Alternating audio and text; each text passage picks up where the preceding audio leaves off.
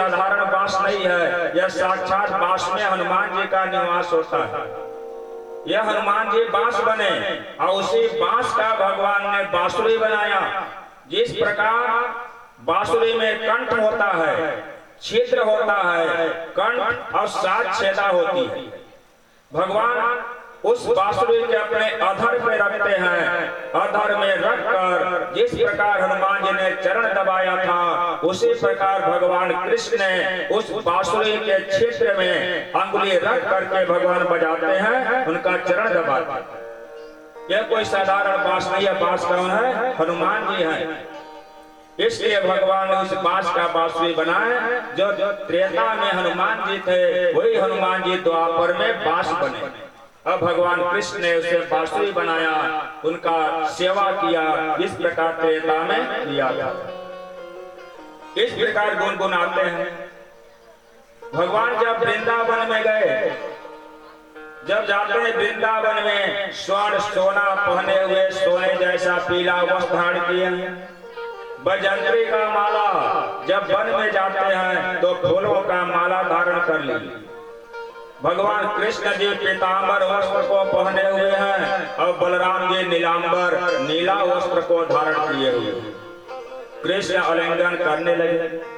गोपियों ने कहा, हे सखियों, यह बंसी बजाते समय जब इनका बंसी बजता है और अपने अधर पे रखते हैं, पशुओं को चराने के लिए वन में जाते हैं, उस समय ब्रज के पुत्र बलराम और कृष्ण के मुख में माधुर्य इतना सुंदर लगता है।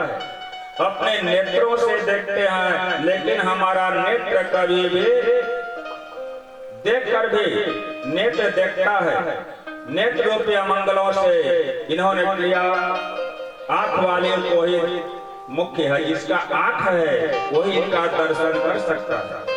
जिसका आंख है, जो इनका दर्शन करके मुख्य फल को प्राप्त वही कर सकता है, जो अपने आंखों के द्वारा भगवान का दर्शन किया। जिसका आंख नहीं है, आप अंधा किसको कहते हैं? अंधा किसको कहते हैं? जिसका आंख नहीं है वो अंधा है, या जिसका आंख है वो अंधा है। अंधा किसको कहते हैं? जिसका आंख नहीं है वो अंधा है, या जिसका आंख है वो अंधा है।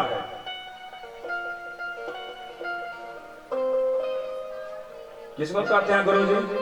जिसका आंख नहीं है वो अंधा है। जिसका आंख है वो अंधा है। जिसका आंख है, जिसका आंख नहीं हो तो क्या देखेगा? कुछ नहीं देखता। लेकिन जिसका आंख है वो अंधा है।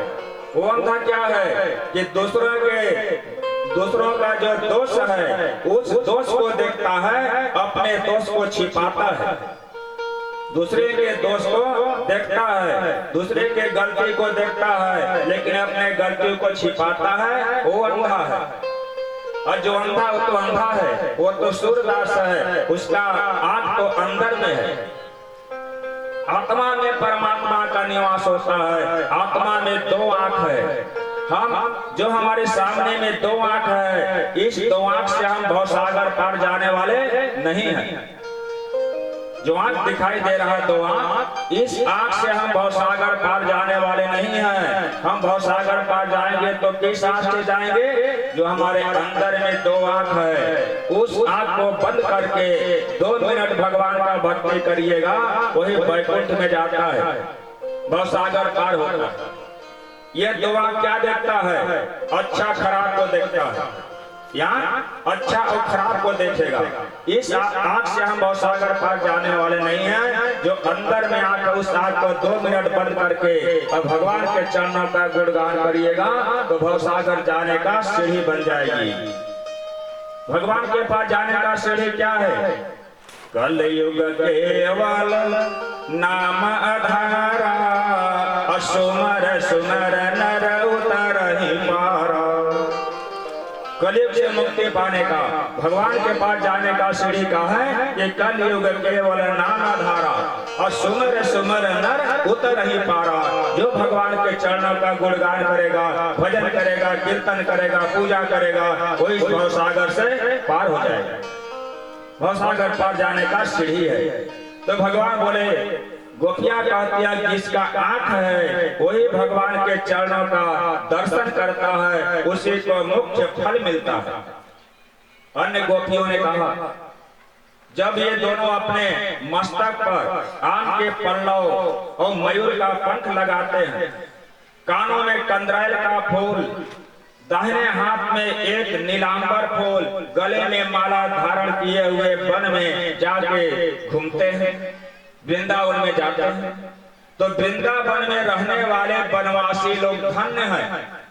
जो वन में रहने वाले वनवासी हैं वह धन्य हैं जो भगवान के चरणों का दर्शन कर रहे हैं। हम तो भगवान का चरण का दर्शन नहीं कर सकते, दिन भर रहते हैं जंगल में, रात को आते हैं।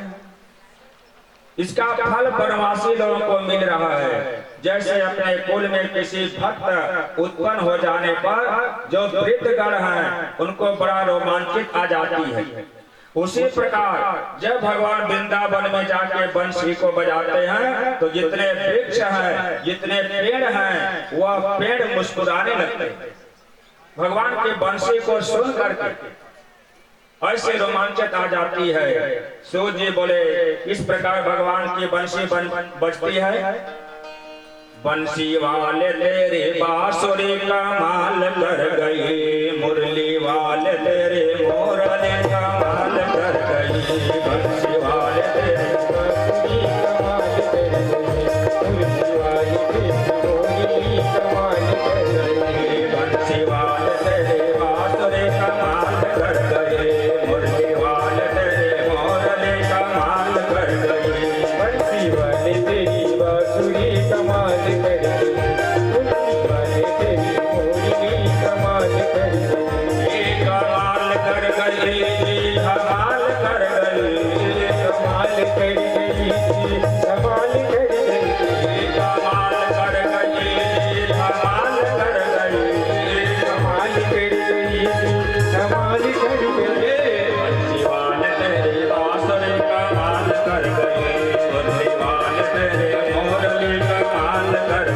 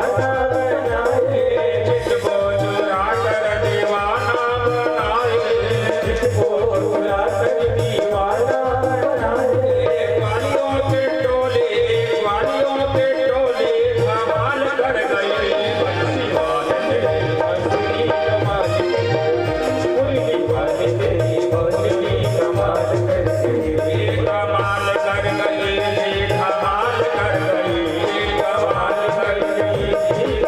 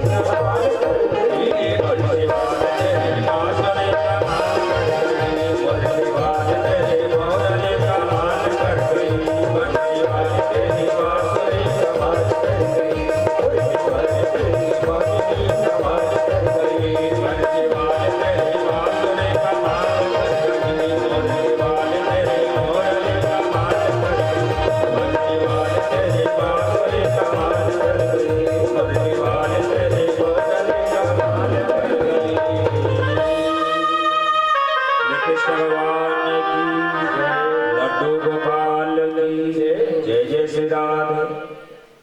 धीरे धीरे कम कर देता सका भैया। गुरुजी पाछे कहते बैठी ना पढ़ाता स्कूल में, कान ला पकड़ के 3 बार घुमाई ना, धीरे कम कर देते। बजते बजे धीरे धीरे कम करता, आवाज ना चुराए ले, बाजा नहीं बच गई है ना। एक बार पढ़ते उसको खोल के रखिए बढ़िया। ओम नमो भगवते वासुदेवाय सुखवास। अच्यवर्णा फलमेदं नः परविदामः, सख्य पशु विवेकः प्रव्रज पेड़ुकम्। श्री सुखदेव जी बोले राजा, एक सखी ने कहा सखियों, भला इस बंसी ने ऐसे कौन से पुण्य किए थे जिसे कि हम गोपियों के लिए भी अत्यंत दुर्लभ है। यह अपने कृष्ण अधर सुधा अपने अधर पे रख करके बजा रहे हैं। आंसू धारा बहाते हुए दिखाई देने लगे। चिंतित होकर दूसरी गोपियों ने कहा सखियों, विवेकहीन होने पर भी धन्य तो वह हिरण है जो भगवान वन में जाते हैं, जब बंसी का ध्वनि सुनती है तो वह गोपियों जैसे कटाक्ष पात्र करने लगते हैं। धन्य है। इस प्रकार गोपियों ने उनका बखान करने लगे। ओम हेमंता प्रथम मास नंद ब्रज कुमारिका, चेरु हवेश्य भुजाना कात्यायने वर्चनम। श्री सुखदेव राजन, जब अगहन का महीना आया, क्या आया? अगहन का महीना। जब पहला मास यानी अगहन का महीना आया, तब ब्रज कन्याओं ने भगवान कृष्ण को पति रूप में पाने के लिए, कौन भगवान कृष्ण को, कौन?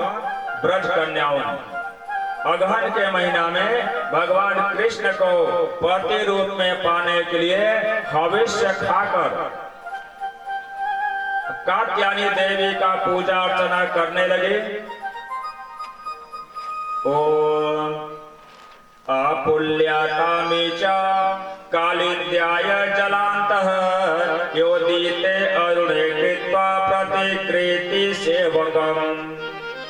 प्रतिदिन उषा काल में उठती है और अरुणोदय यानी ब्रह्म मुहूर्त, प्रतिदिन ब्रज कन्याओं ने ब्रह्म मुहूर्त में उठती हैं और अपने सखियों को साथ में लेकर यमुना में नहाने के लिए जाती हैं। कब जाती हैं? ब्रह्म मुहूर्त। ब्रह्म मुहूर्त में उठकर सखियों के साथ यमुना में नहाने के लिए जाती हैं और यमुना में नहाकर यमुना के किनारे बालू का मूर्ति बनाकर, बालू का प्रतिमा बनाकर कात्यायनी देवी का पूजा अर्चना करने लगी। कौन करती है? ब्रज कन्याओं। क्यों करती है? क्योंकि भगवान कृष्ण को पति रूप में पाने के लिए कि हमारे पति भगवान कृष्ण बने, तो भगवान को कृष्ण को पति रूप में पाने के लिए हविष्य खाकर अगहन के महीना में ब्रह्म मुहूर्त में उठकर अपने सखियों के साथ जाती हैं, यमुना में स्नान करती हैं, यमुना के किनारे बालू का मूर्ति बनाकर कात्यायनी देवी का पूजा अर्चना शुरू किया। और उनके पूजन में गंधमाल्य सुरभिक्षो उच्चाश्रेयो फलाहार प्रलंबा तर्ण तुंडयन। उनका जब पूजा करती है, चंदन, सुगंधित माला, बलि, धूप, दीप, नैवेद्य, उत्तम, मध्यम वस्त्र आदि उपहारों से, नूतन पल्लव से चावल का व्यवहार होता है। उस चावल के व्यवहार से उन्होंने कात्यायनी देवी का पूजा करने लगे। और जब पूजा करती है तो कात्यायनी देवी से क्या कहने लगी? कात्यायनी महामाय महायोगी धीश्वरी नंद गोप सुतो देवी पति मेवा कुर्ते नमः। जब पूजा करते हैं तो कहती है, हे कात्यायनी देवी, हे महामाए, हे महायोगिनी, हे अधीश्वरी, हमें कृष्ण को पति बनाओ, हमारा पति भगवान कृष्ण को बनाओ। इस प्रकार कात्यायनी देवी के पास प्रार्थना करती, तुम्हें नमस्कार है। इस तरह प्रार्थना पूर्वक नमस्कार करते हुए, मंत्र का उच्चारण करते हुए प्रतिदिन नहाने लगी और प्रतिदिन कात्यायनी देवी का पूजा अर्चना करने लगी। ओम एवं व्रत चेरु कुमार्य कृष्ण चेतस भद्रकाली समार्चन्य नंद सूतपति। उन्होंने 1 महीना तक, ब्रज कुमारियों ने 1 महीना तक यमुना में नहाया, 1 महीना तक कात्यायनी देवी का पूजा अर्चना करती। जब ब्रह्म मुहूर्त में उठती हैं, एक सखी का नाम ले लेके पुकारती हैं और सखियों को साथ में लेकर एक का हाथ पकड़ पकड़ के और यमुना में नहाने जाती हैं, तो जोर जोर से कृष्ण कृष्ण कृष्ण कृष्ण करते हुए और यमुना में नहाने जाती हैं। जब यमुना में एक दिन गई, जैसे प्रतिदिन जा करके नहाती हैं, जैसे पूजा करती हैं, उसी प्रकार उस दिन भी जब जाती हैं यमुना में नहाने के लिए, तो अपने सारे वस्त्र को उतार कर और यमुना के तट पर रख दिया। निर्वस्त्र नंगे अवस्था में यमुना में घुस करके और नहाने लगी। जब यमुना में निर्वस्त्र अपने साड़ी चीर को उतार कर और तट पे रख देती हैं और तट पे रख कर यमुना में घुस गई और यमुना में घुस करके जब नहाने लगी, कृष्ण का स्मरण करने लगी। कृष्ण कृष्ण जब नहाने लगे तो भगवान ने उनके मनोकामना को पूर्ण करने के लिए अपने गोपालों के साथ भगवान उसी स्थान पे गए, कहाँ? यमुना के किनारे, जहाँ यमुना में नहाती हैं। उनका मनोरथ पूर्ण करने के लिए भगवान कृष्ण ग्वालों के साथ स्वयं मुस्कुराते हुए ठिठोली में जाते हैं और वहां पे जाके देखते हैं तो क्या देखते हैं? निर्वस्त्र नंगे अवस्था में यमुना में जाके घुस के नहा रही हैं, पूरा साड़ी तट पे खोल दी है। भगवान गए, सभी का साड़ी उठाए और लेके चले गए कदम के ऊपर। जब कदम की डाल पे चले गए भगवान, इधर नहा धोआ करके गोपियां देखती हैं। अब नहा धोआ करके तट के ओर देखे कि जाके अपना वस्त्र पहनेंगे, तो तट के पास तो एक भी वस्त्र नहीं।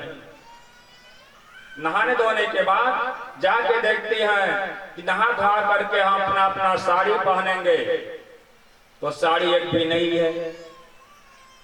नहाए धो सब गोप कुमारी, वसन ले न तट और निहारी। तट पे लखीना एक चेर, चकित बोली आयो कोई भी। अगिले चिर ही नहीं आए, बोले भाग्यो चिर चुराए। नंगे बसन फिर यह लाज, कैसे जय हो घर को आज। तब एक बोली चातुर वाला, वह देखो बैठे नंदलाला। वह बसंत चित चिर चोर, वो बैठे हैं बसन बटोर। तब एक कन्या बोली बात, अहो श्याम आप नहीं लजा। दे दो कान्हा हमारे चेर, हंसी करो नहीं यमुना तीर। नहा धोआ के देखती है, नहाए धोए सब गोप कुमारी, बसन ले न तट और निहारी। नहा धोआ करके देखती है तट की ओर, एक भी साड़ी नहीं है। तट पे लखी ने एक चेर, चकित बोली आयो कोई भी।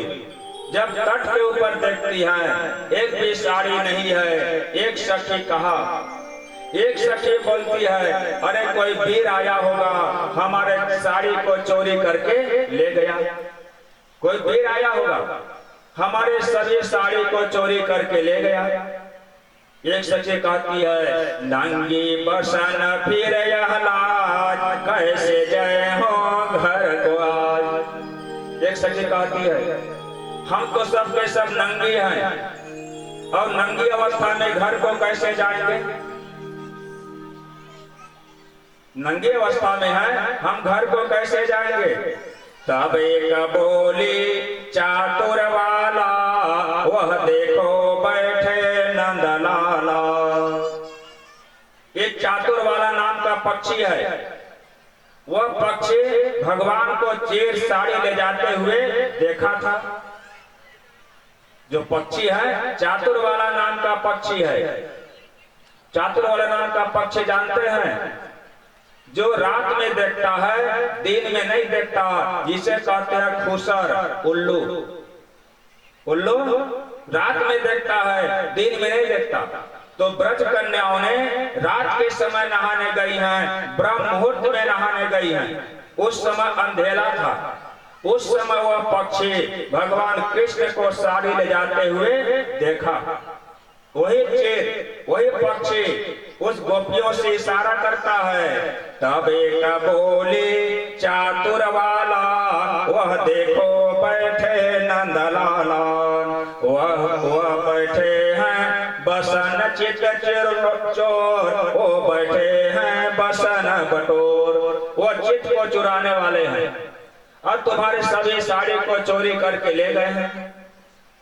तब एक कन्या बोली बात, अहो श्याम आप नहीं लजात। श्याम आपको तो जरा लाज आती, आप नहीं लजाते हैं कि हम लोग नंगी अवस्था में हैं और नंगी अवस्था में जल में घुसे हैं। आपको जरा लाज तो आती। दे दो कान्हा हमारे चेर, हंसी करो नहीं यमुना तीर। हे कान्हा, हमारे चेर साड़ी को दे दो, इस यमुना के किनारे हंसी मजाक मत करो, हम नंगे हैं।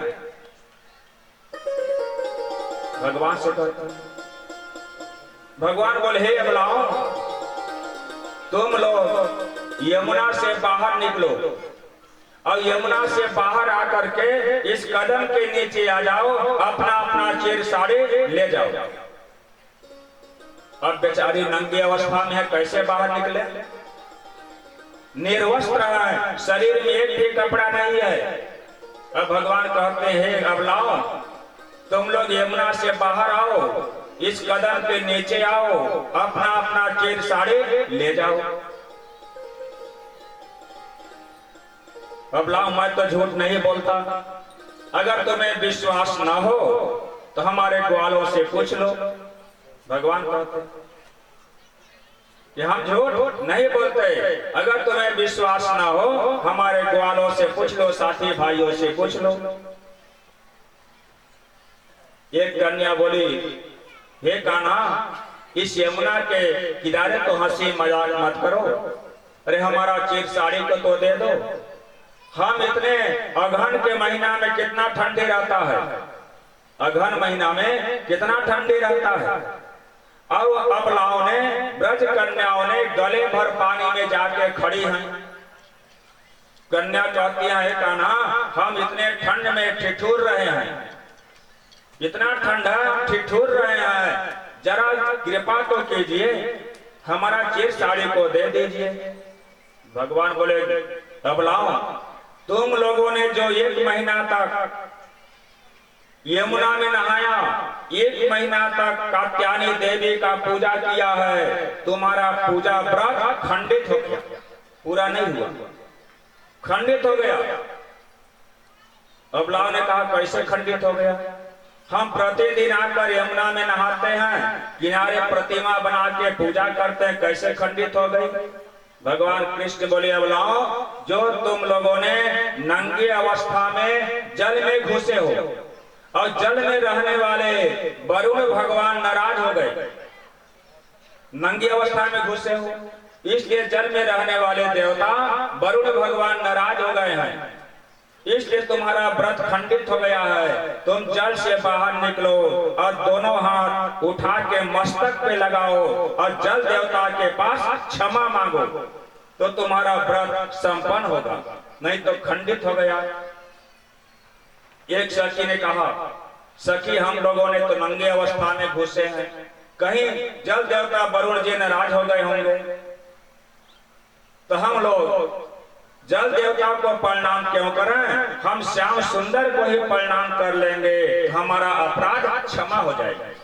एक सखी कहती अरे हम नंगे कैसे बाहर निकलेंगे, हम तो नंगे अवस्था में हैं। भगवान कृष्ण बोले हे बुलाओ, तुम लोग एक एक करके आओ या एक साथ में आओ, इस नीचे आ जाओ, कदम के नीचे अपना वस्त्र ले जाओ। उस ब्रज कन्याओं का मन तो भगवान की तरफ खींचा जा रहा है, जैसे चुंबक लोहा को अपने तरफ आकर्षित कर लेता है, अपने तरफ खींच लेता है, उसी तरह ब्रज कन्याओं का मन भगवान के चरणों में खींचा जा रहा है। किसी तरह कन्याओं ने जल से बाहर आती हैं और बाहर आके कदम के नीचे जाकर दोनों हाथ उठाकर मस्तक में लगाया, भगवान से क्षमा मांगते हैं। भगवान ने क्षमा किए। भगवान बोले ओहो हे अबला, तुम लोग कितने भोले भाले हो, तुम लोग कितने भोले भाले हो, नंगे अवस्था में घुसे थे और मेरे कहने पर नंगे अवस्था में आ गई, कितनी भोली हो। भगवान वहीं पे आशीर्वाद देते हैं कि जो तुम लोगों ने मुझे पति रूप में प्राप्त करने का व्रत किया है, 1 महीना तक यमुना में नहाया है, 1 महीना तक कात्यायनी देवी का पूजा किया है, तुम्हारे पूजा से मैं प्रसन्न हूँ, मैं तुम्हारा पति बनूंगा। कब?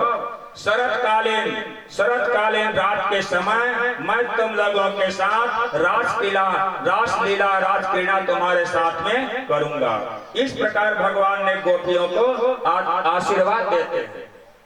जब शरतकालीन की रात होगी उस दिन ब्रज कन्याओं के साथ भगवान कृष्ण उनके साथ रासलीला करेंगे, राजक्रीड़ा करेंगे, उनका पति बनेंगे। इस प्रकार भगवान कृष्ण ने उस ब्रज कन्याओं का पति बनते हैं और ब्रज कन्याओं ने 1 महीना तक व्रत किया। तो कभी भी नंगे अवस्था में जल में नहीं घुसना चाहिए। जल में रहने वाले वरुण जी नाराज हो जाते हैं। चाहे अपना जलाशय क्यों ना हो, अपना कुआं, हैंडपंप, बोरिंग, नदी नाला क्यों ना हो अपना, लेकिन 10 बजे रात के बाद नहीं जाना चाहिए। अगर 10 बजे रात के बाद जाते हैं तो वहां पे वरुण का एक भेंट नौकर बैठा रहता है। जो वरुण जी का नौकर है वह नौकर वहां बैठा रहता है, उसे खींच के वरुण जी के पास ले जाता है। इसलिए कभी भी 10 बजे के बाद जलाशय के पास नहीं जाना चाहिए और कभी भी नंगे अवस्था में जलाशय में नहीं घुसना चाहिए। इस प्रकार भगवान कृष्ण ब्रज कन्याओं के साथ रासलीला करने का वरदान देते हैं। इसके बाद भगवान ने यमुना से आते हैं। जब आते हैं तो उन्हें ग्वाल बालों को बड़ी जोर से भूख लग गई। जब ग्वाल बालों को बड़ी जोर से भूख लग गई तो जाकर के कृष्ण और बलराम जी के पास ग्वाल बालों ने कहा, हे कृष्ण, हे बलराम, देखो ना हमें श्रोधा तृषा पीड़ित कर रही है, भूख प्यास लग रही है, इसका कुछ प्रतिकार करो। प्रतिकार यानी इसका कुछ उपाय करो ताकि हमारा भूख मिटेगा। अब भगवान भूख मिटाने के लिए क्या उपाय करते हैं? ऐसे लग रहा है कि शरीर में आलस आ गई है ना शेर जी, आलस आ गई है शरीर में, तो आलस को दूर भगाइएगा। कान्हा जन्मे आधी रात, ताली का स्वागत कीजिएगा और पीछे वाले में कान्हा जन्मे आधी रात भादों की रतिया